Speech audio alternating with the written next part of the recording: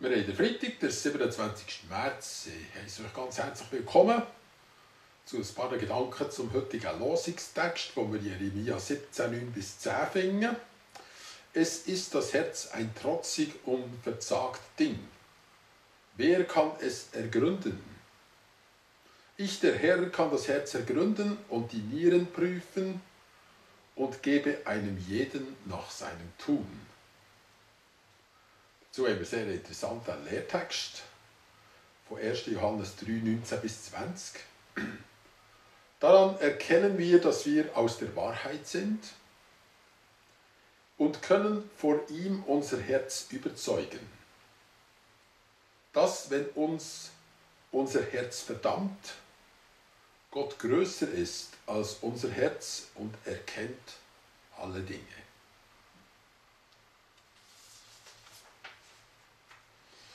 Wir könnten es vielleicht heute so zusammenfassen und sagen, ob schon Gott unser Herz kennt, ist er bereit, uns nicht zu verdammen. Ich möchte gerne 3 Schlaglichter werfen auf 3 verschiedene Situationen. 2 sind heute in diesen beiden Texten angesprochen. Eine dritte greife ich das ein bisschen aus der Luft, aber ihr werdet sehen, dass es gut reinpasst und sehr viel Wahrheitshintergrund hat. Zuerst ist der Jeremia im letzten geheimen Gespräch mit dem Zedekia, wo man sieht, der Zedekia, der König, ist hin und her gerissen, eben ein trotzig und verzagt Ding ist sein Herz.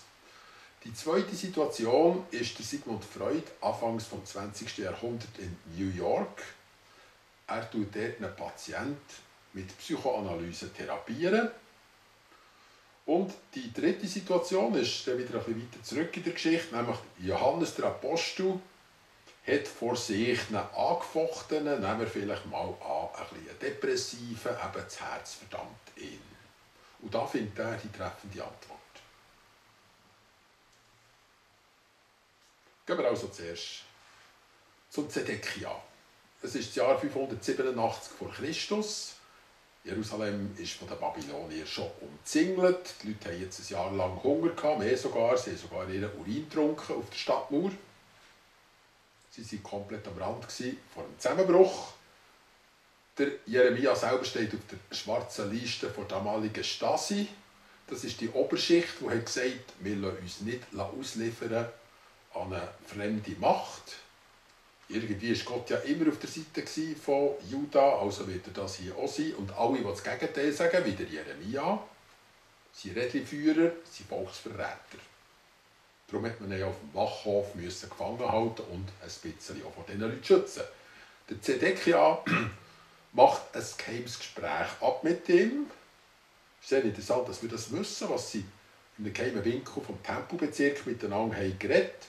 Und der Zedekia sucht dort verzweifelt einen Ausgang. Einerseits will er seine Ehre nicht verlieren, möchte gerne den Kopf ein bisschen aus der Schlinge ziehen. Er möchte auf der anderen Seite auch nicht an die ausgeliefert werden, die schon übergelaufen sind, also auf einen Rat, auf einen Befehl von Jeremia, sich am Nebukadnezar beugt. Er hofft, es gäbe für ihn irgendwie noch einen geheimen Fluchtweg und der Prophet könnte ihm dabei helfen. Der Jeremia aber sieht der Sumpf. Und das Wort Sumpf, das wird gebraucht in diesem Text. Heute in Amerika sagt man ja Swamp. To drain the swamp, das heisst einfach, die Stasi-Leute, die Leute, die im Hintergrund wirken zur Destabilisierung von der amerikanischen Republik, die mal vorholen und nachher allenfalls einbuchten oder jedenfalls unschädlich machen. Der Jeremia sagt, in diesem ganzen Wirrwarr gibt es nur eins, eine ehrliche Lösung. Die ehrliche Lösung heisst, der König geht voran und verkündet Kapitulation und tut sich als Erster am Nebukadnezar ausliefern, der wird ihm kein Haar gekrümmt. Das Ende dieser Geschichte ist bekannt. Der Zedekia, wie er geschworen hat der Jeremia diesen Leuten nicht ausgeliefert, dieser Oberschicht von Jerusalem. Er hatte selber Angst vor seiner eigenen Oberschicht, das ist interessant. Er hat ihn nicht ausgeliefert, sondern hat ihn wieder in das Schutzgefängnis zurückgeschickt, hat aber probiert zu flüchten und ist dabei bestraft worden, ist gepackt worden, ist gefangen genommen worden, ist dann später umgebracht worden vom babylonischen König. Gehen wir zur nächsten Situation. Das ist jetzt 2,5 Jahrtausend später. Der Sigmund Freud sitzt vis-à-vis von dieser berühmten Couch, wo sein Patient ist.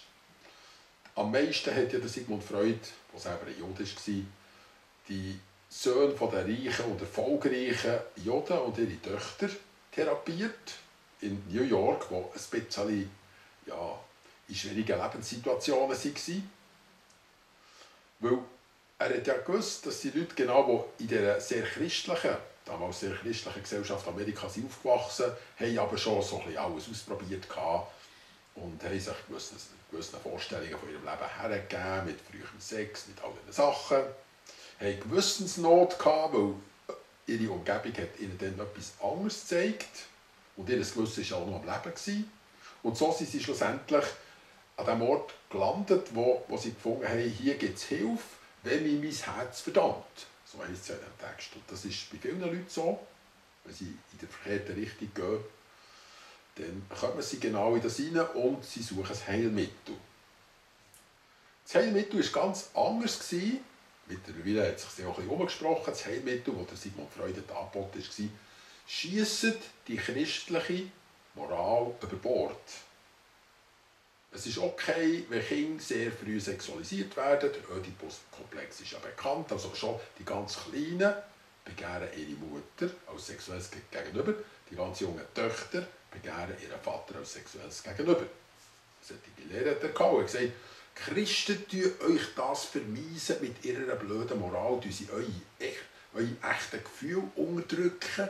Und gegen das gibt es nur ein Mittel, man tut alle Tabu zerbrechen. Wo das Ganze hergeführt hat, muss man nicht lange diskutieren. Nur einfach zum Sagen, so kann man auch ein Herz zum Schweigen bringen, vielleicht auch ein Gewissen. Und es verdammt jemand schliesslich nicht mehr. Allerdings, was er dann dabei macht, das wird ihn auch wieder irgendwann einholen. Wir kommen zum dritten. Der Johannes im Gespräch mit einem angefochtenen Menschen. Er sagt, wir sind in der Wahrheit. Das ist einer aus einer Gemeinde, der hat die Wahrheit schon kennt. Die Wahrheit hat ihn aber auch aufgerüttelt. Irgendwie sind Sachen noch nicht geregelt und zur Ruhe gekommen. Es gibt eine innere Not, es gibt Selbstablehnung, vielleicht sogar Selbstverdammung. Er kann nicht mehr glauben, dass Gott ihm gnädig ist. Und der Johannes probiert ihm jetzt zu zeigen, dein Herz kann dich vor Gott überzeugen, dass es noch einen anderen Weg gibt.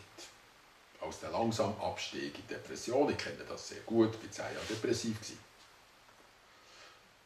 Solche Vorgänge sind normal. Das ist jetzt nicht etwas, wo der Johannes sagt, das darf nicht passieren, passt auf. Also, ihr müsst doch immer zusammennehmen und dürft ja nicht in das Fahrwasser kommen.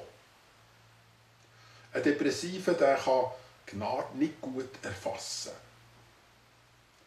Das Herz ist in ihm immer noch ein trotzig und verzagtes Ding. Der Trotz redet von dem, wo man sich gerne einredet, das sollte man doch können, das sollte man doch im Griff haben, das ist der Trotz im Mensch. Sachen, die man eben schlussendlich nicht kann. Und das Verzagte im Herz, die verzagte Seite ist die, wo man sagt, aber das und eins, wirklich geistliches Leben, das bringen wir nicht her. Wie 2 Müllsteine, einer, der bleibt stehen, einer, der dreht, und die Seele ist zwischen ihnen. Etwa so kann man eine Depression sich vorstellen. Der Trotz, Verzagtheit, beides kämpft gegeneinander. Was der Johannes hier nicht macht, eben anders als ein späterer Jude, der heisst Sigmund Freud, er tut Sünden nicht kleinreden und den Leuten sogar ausreden und sagt, das ist doch ganz normal. Schaut, so ist der Mensch. Schuld wird also nicht als ein moralisches Druckmittel abgetan, wo man sagt, schaut, mit euch hat man nur irgendwie eine Agenda erfüllen, euch hat man nur klein machen mit christlicher Moral. Aber es gibt gleich für den Apostel Johannes, wenn er mit so einem Angefochtenen redet, ein ganz klares Heilmittel. Das heisst, Gott ist grösser als unser Herz. Gott steht über dem. Das holt ihn nicht um. Wenn dein Herz noch hin und her gerissen wird von diesen Wogen, er hat selber den Ausweg, nämlich Er ist grösser als alle Verdammnis. Gottes Liebe ist grösser als alle Verdammnis. Jetzt musst du vielleicht, wenn du in der Depression bist, mal anerkennen, dass viele, was du dir vorgenommen hast, was doch du können sollst, was du für Massstäbe an dich hast angelegt, lass das mal fahren. Gott ist grösser, du musst das nicht selber machen. Aber das, was du dann wirklich hättest sollen machen, nämlich auf ihn vertrauen, auf seine Gnade hoffen, ja, das sollst du machen. Und das kannst du in ihm auch. Und für das ist Gott grösser als dein Herz. Ich wünsche euch einen schönen Tag.